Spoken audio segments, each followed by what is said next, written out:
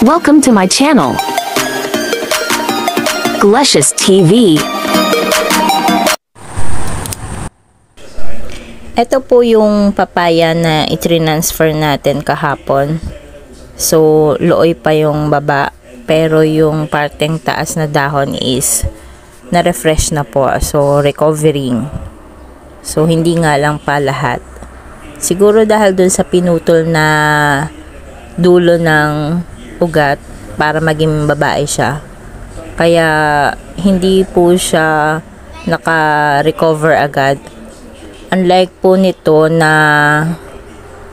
may kasama siyang lupa, kaya siya ay hindi na stressed. Ito naman pong kamatis is naka-recover agad kasi yung ugat naman po niya ay hindi po natin pinutulan. So, yun ang difference po ng ating napansin ngayon. So, para maiwasan po natin na tuluyan silang malanta, hahanap po tayo ng cover. So, ito pong palapa ang naisip ko para i-cover dun sa mga bagong tanim para hindi po siya malanta gawa ng sobrang init. So, pag may ganito po, magkakaroon siya ng lilim. Lalo na sa katanghalian. Yan. So, kasi yung ating mga bagong transplant is kailangang makarecover agad. Or else, baka mabansot. Pero, tingnan natin kung siya ay gaganda. Kasi malaki na nung transfer. Kasi siya ay napulot lang natin dun sa may melon na pa-mix. Yang ano siya, tumubo lang ng kusa. Nang hinayang lang ako, kaya para mapakinabangan, i-transfer ko muna siya sa ibang lugar. Kasi sayang naman kung itatapon. So, eto, gawa natin ng paraan.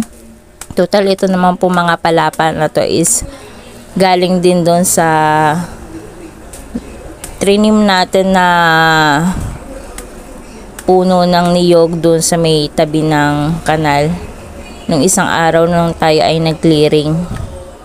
So, yan. Lalagay po natin doon sa garden. So, ito po siya. So, ito muna pansamantala. And after siguro mga 1 to 2 weeks, pwede na natin siyang tanggalin kasi siguro ay recover na siya. So, yan. Tutusok lang po natin siya sa lupa para tumindig. And, papalibutan natin yung halaman. So, inuna natin yung kamatis. And then, yung patola o pakwan ba yun? Hindi pa natin ma-distinguish kasi hindi pa na ano nang ayos yung dahon. Ay, isa lang ang ilalagay natin kasi hindi naman siya na-stress. So, hindi naman siya lanta. At saka may kasama siyang lupa nung transfer. So, alam ko naman na siya ay dediretso. And then, ito, papaya. Papalibudan din po natin ng pangkanlong. So, yan. Para hindi po direktang masikatan ng araw at tuluyang malanta. So, ayan. Kulang pa po. So, lalagyan pa natin ng 3.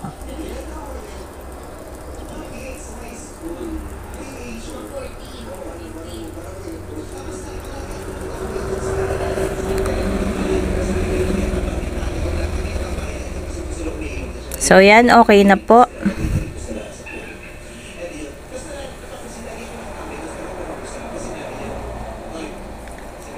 Ayan.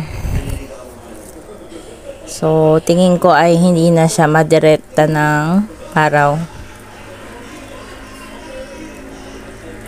And then after, didiligan po natin siya para tuloy-tuloy ang recovering niya.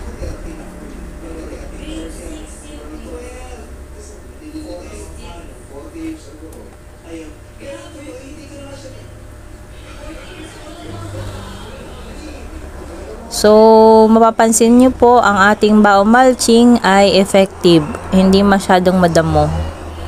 And then yung daan po, yung ibang daan po ay nilagyan ko ng basahan kasi ang hirap siyang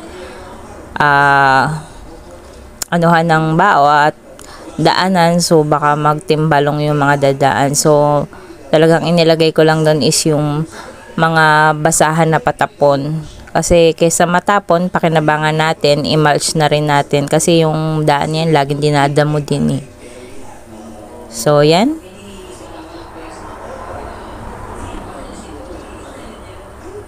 So dito po sa may saging ay kukuha naman po tayo ng puso. So pakita ko muna sa inyo, ito yung ating isang buwig na saging ay hindi pa rin natin natitiba. And then sa bandaron po na andun ang puso ng saging kasi lulutuin na po natin this day. Yan. So mapapansin po natin yung saging dito na puso na matagal na natin hindi na nakukuha. So may napansin akong isa pa sa bandaron maya maya na isa pang puso.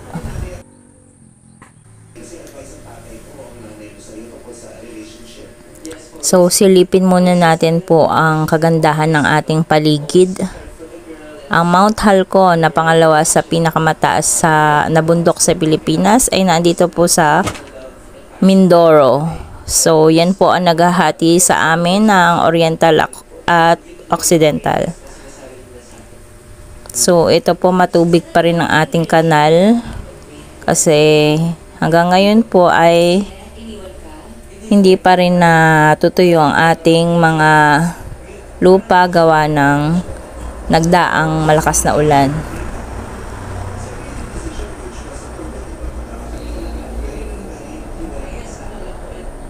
Sungkitin na po natin ang puso.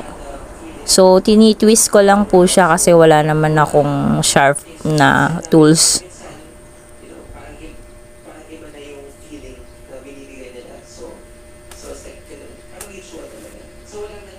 Ayun. So twisting lang is mababali na siya. So meron na po tayong puso na panluto. Isang peraso lang is enough na, marami na po yan. Pag naluto yan, marami na po yan sa amin kasi 3 lang naman kami kumakain.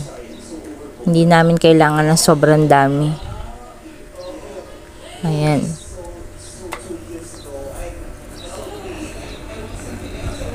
So, syempre sa puso po ay itatanggalin natin yung mga matured na cover ng puso kasi hindi naman siya nakakain, matigas, matured na. So hahanapin natin ay yung pinaka mura para may slice siya na mabilis kasi malambot at saka pag ating kinain is malambot, hindi po matitigas. So eto na po ang ating puso, puting-puti na, natanggal na natin ang matured na cover ng puso.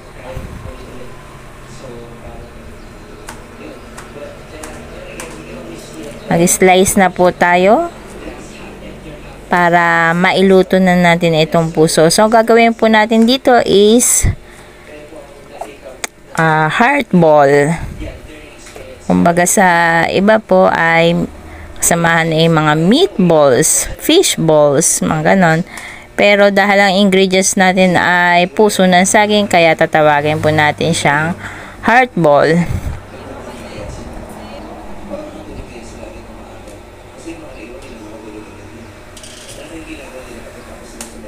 Actually, naitindihan na po namin yan sa bako ng fiesta. So, yan. Samahan ng mga fishball. Kaya, niluto ko rin siya kasi na-trial na namin yan ng inay noon. So, pipigain po natin yan kasi kailangan natin tanggalin yung dagta. Ayun, so binabad ko muna siya sa asin nung una tapos piniga. Yan, napiganan natin siya at nahugasan. So, hindi na lasang dagta. So, ang ingredients po natin ay suka, yan, mantika, toyo, at saka seasonings po natin na mga bawang, sibuyas, lagyan na rin natin ng kaunting magic at biesyen. para medyo may kaunting pampalasa pa. And syempre, idagdag na rin natin ang paminta. So, igigisa muna natin po siya. So, dagdag ng kaunting asin. So, gisa-gisa muna po tayo guys. And then, after po nitong ginisa, saka po natin siya gagawing balls. So, ginigisa muna po natin siya kasi kailangan munang maluto yung in-slice na puso ng saging para hindi po siya matigas kapag ginawa nating balls. Kasi kung direct balls tapos biglang kain, hindi pa po luto na maayos yung puso ng saging. Kasi yung puso ng saging po ay medyo matigas. So, kailangan luto muna, double cook para malambot na malambot pag ginawa po natin siyang balls. Yan, lagyan ng kaunting tubig para mabilis maluto. Lumambot yung ating puso.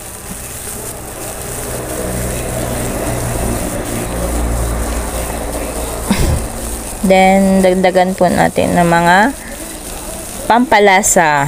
Toyo, suka, at saka iba pang ingredients katulad ng ayan po, betchin, tsaka po magic. So, paminta, tsaka kaunting asin.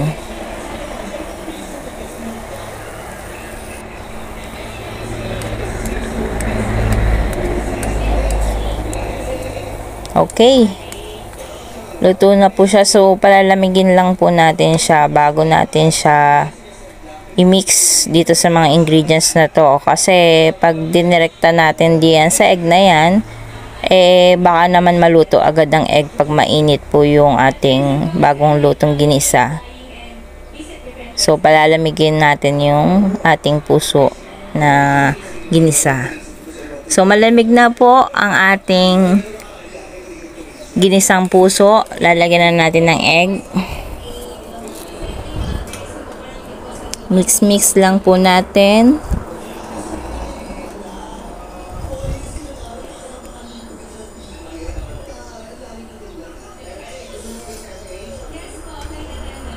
And then, after mix po ng egg, ay isusunod natin ang all-purpose flour. Para naman po mag-bind yung ating mga ingredients.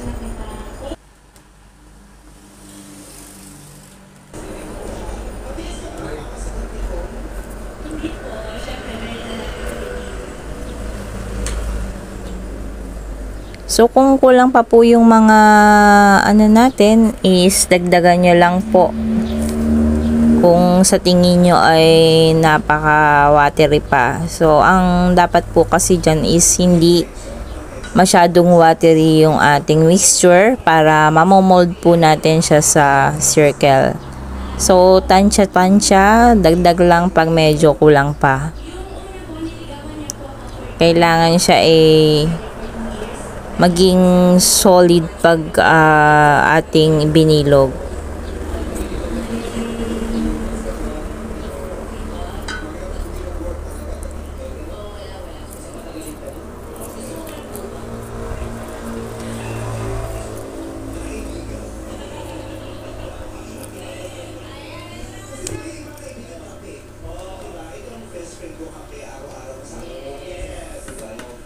So, dahil meron na po siyang mga seasonings nung ginisa, may lasa na. So, hindi na po tayo magdadagdag ng pampalasa ngayon. So, okay na po siya.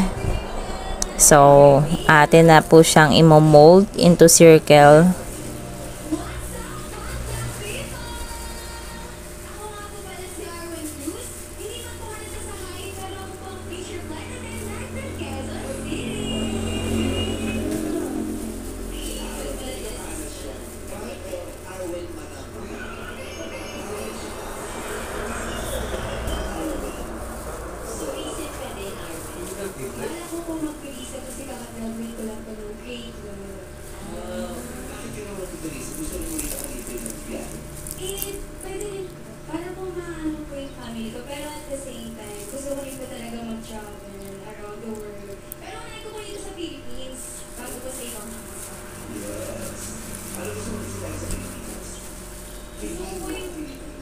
So, yan. Tapos na po tayo sa molding. So, ididip naman po natin siya sa breeding para po sa mas magandang texture.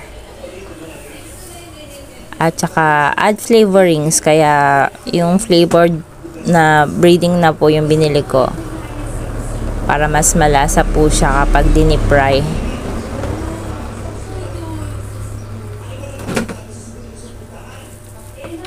Ayan, i-coat na po natin siya sa breading.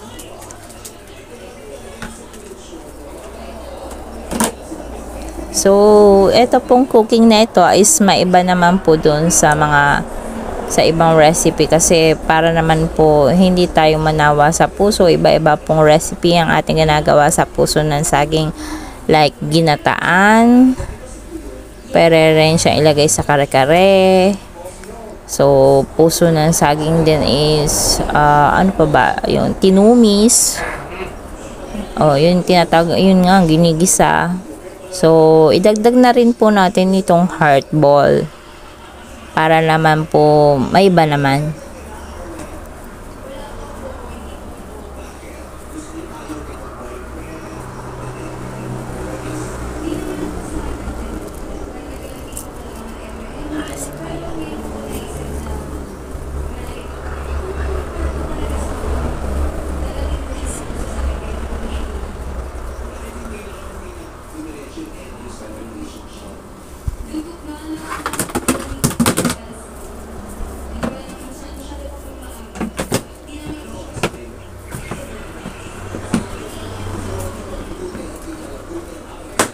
Ayan, finish na po tayo. So, ilang peraso na lang at pwede na po tayo mag-deep frying.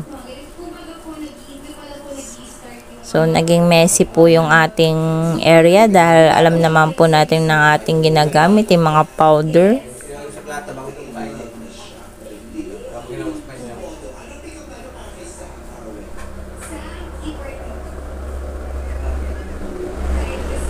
Ayan, start na po natin ang deep frying ng ating heart ball.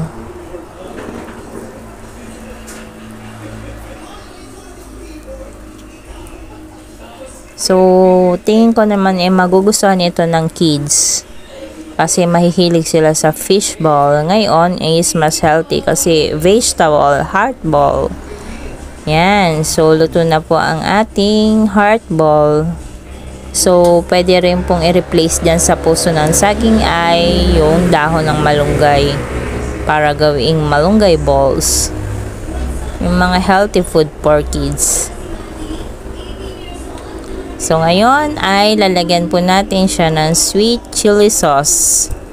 So, masarap po siyang maging sausawan, pang mix po dyan sa ating heart ball.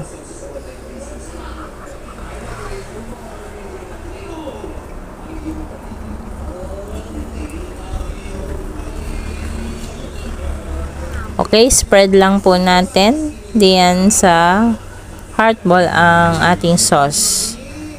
And lagyan natin ng kaunting garnish. Curry plant.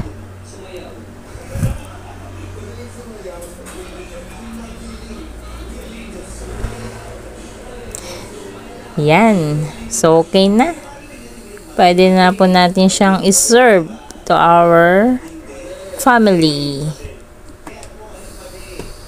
Thank you po for watching and hope nagustuhan nyo po. Sana po ay mag-subscribe naman po kayo.